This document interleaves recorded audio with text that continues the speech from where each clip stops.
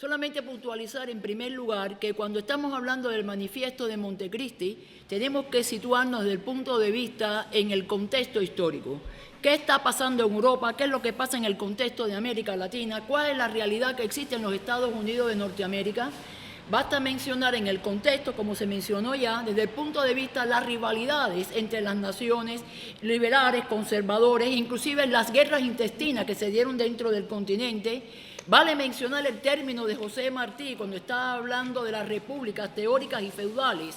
Ya aquí está mostrando una enseñanza de la cual no quiere imitar, no quiere transponer a la realidad cubana. Cuando nos vamos para el contexto de Europa, vamos a ver que ya realmente esas grandes potencias se han repartido el mundo desde el año 1884. Y vemos, por tanto, esa rivalidad del carácter ya imperialista de cada una de esas naciones, donde Estados Unidos llega como el último en ese reparto. Desde otra visión también se puede ver dentro de la política interna norteamericana de qué manera influye sus teorías, el destino manifiesto, la doctrina Monroe en este contexto, las políticas de las potencias europeas en lo que es las Antillas, y desde este punto de vista lo vertiginoso del desarrollo económico de los Estados Unidos, desarrollo de los ferrocarriles, el acero, el petróleo con los Rockefeller, etc. Y es en este contexto Cuba, en la lucha contra España, donde él va a redactar su manifiesto en el año 1895. Pero decía José Martí también que la guerra comienza desde que se está preparando. Eso es un aspecto que tenemos que tener nosotros bien claro. Y es interesante cuando leemos nosotros el manifiesto de Montecristi, cómo lo inicia José Martí. Desde el punto de vista, está hablando de la revolución de independencia, lo que da transformación, cambio, le da legitimidad a la continuidad de aquella guerra que se inició en el 68. Pero para hablar de ese cambio y esa transformación en la revolución, también es necesario el medio de concebir lo que es la guerra misma. ¿Para qué? Para fomentar una república. De eso se ha hablado de una u otra manera, donde el papel del Partido Revolucionario Cubano, con todos y para el bien de todos, exonerando a los mercenarios, porque ese para todos no son también los mercenarios, es del pensamiento ideario de hombre de buena voluntad para el bienestar común, sea cuales sean, bienestar común. Y en conceptos, para puntualizar, república, muy bien lo puntualizó con su genialidad, con una sola palabra decir todo, moral. República moral es lo que está en su diseño político y creador. Guerra, en los términos del manifiesto, que por cierto cuando lo leemos de lo que es el origen de su documento, vamos a ver cuántas tachaduras y correcciones tiene ese documento. 8 párrafos y 2 bastante extensos, programa de la revolución, pero con bastantes correcciones para llegar al final ya a publicar. Decía José Martí brevemente en lo que es la guerra: emancipadora, fatalmente necesaria, culta, él lo habló ya, pujante y capaz, es obvio, sana y vigorosa. Cuando uno le lleva esto a los estudiantes se interrogan, sana y vigorosa una guerra. Sí, porque el manifiesto cuando lo estudiamos no es bueno decir solamente es el programa de la revolución. Desde el punto de vista metodológico es bueno deslindarlo, desde el punto de vista qué es revolución para Martí en ese contexto, qué es guerra y qué es república. Y que se ve una continuidad con el pensamiento desde la fundación del PRC hasta incluso con las cartas que después vienen posteriormente a la firma de ese manifiesto. Continúa diciendo la guerra de independencia, digna, entera y humanitaria. ¿Cuánto puede servir hoy en el contexto actual del que usted hablaba, de lo que es una guerra humanitaria? Revolución pensadora. Recuerden que ya Martí con sus discursos anteriormente que decía, esta es la revolución de la reflexión, no de la cólera, que él nos está mostrando, que él nos está enseñando. Y aquí la llama así, la guerra pensadora magnánima. Del decoro, el sacrificio y la cultura. Vuelvamente a retomar este concepto. República, ya lo han hablado los compañeros, justa, puntualizo y subrayo lo que usted decía, y él lo denomina trabajadora y moral.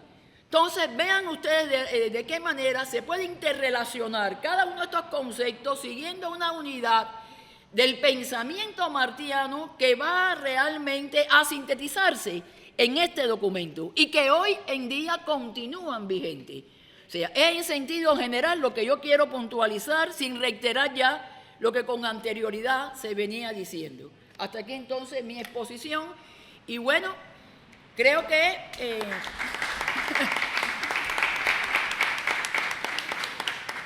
para no matar, porque lo más importante de todo esto es el debate, las preguntas, creo que han sido conferencias que son investigaciones que se han realizado y merecen obviamente alguna opinión, alguna intervención.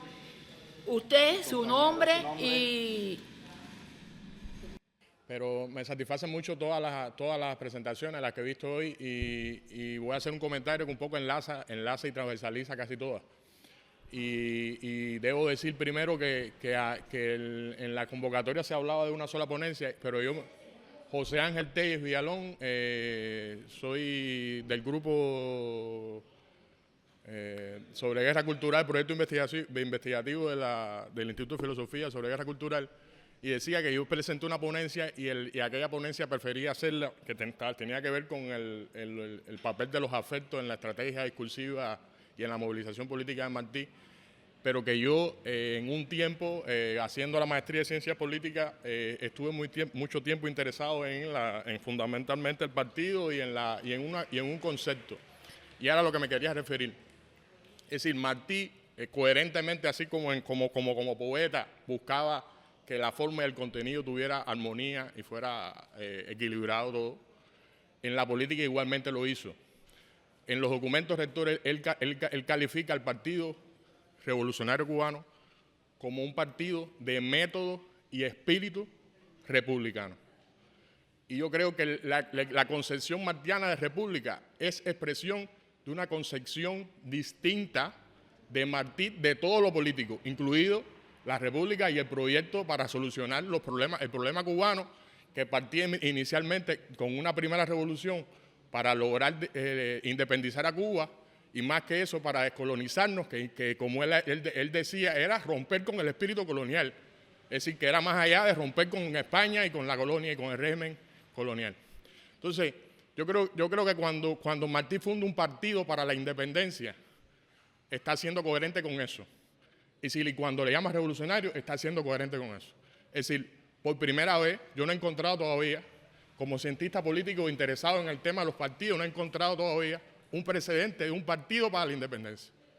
Es decir, los partidos habían surgido en el mismo ímpetu del surgimiento del liberalismo para el juego político y electoral. Incluso Martí, en una carta que le manda a Máximo Gómez, lo dice. Es decir, ¿qué es los partidos hasta ahora? Pero no es la historia del mundo, no es historia del mundo lo que estaba pasando en Cuba. Ya en Cuba había partidos cuando Martí funda el Partido Revolucionario Cubano. Y el liberalismo, que era la filosofía política hegemónica en aquel momento, la moda, lo más novedoso, incluso no estoy de acuerdo con que digamos que Martí fue un liberal. Martí trascendió eso, así como estoy diciendo ahora y demostrando. Martí, cuando califica las repúblicas de papel, bueno, las repúblicas de papel son hijas de una concepción liberal de república, que es una concepción ficticia y muy alejada del republicanismo y una tradición mucho más vieja y mucho más fuerte, invisibilizada por la narrativa liberal. Es decir, el liberalismo hasta el sol de hoy incluso en un evento como este, no hablamos de republicanismo como una tradición tan fuerte como el liberalismo. El liberalismo era la moda en aquel momento. Bueno, las repúblicas de papel son hijas de ese liberalismo.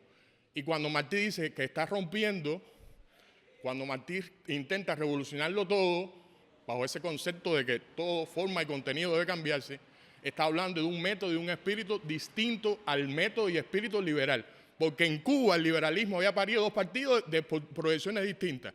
Un partido liberal para seguir siendo colonia, integrista, y un partido liberal para ser autónomo o reformista. Es decir, que evidentemente que una concepción política para dos partidos tan distintos, tan diferentes, incluso diferentes a la concepción martiana, dice que el liberalismo tenía su cosita de falso y de formalidades que escondían eso que él decía, lo que era esencial, lo escondía, pero para manipular. Entonces, exactamente. Entonces yo creo que el espíritu de Martí de transformar todo, políticamente todo, estaba ahí y tiene que ver con esa tradición, vuelvo y repito, que es distinta, que dice que se expresan muchas más cosas de las que siempre citamos de Martí, que tiene que ver con que todos somos hijos de la misma familia, es decir, ese es el espíritu de la República.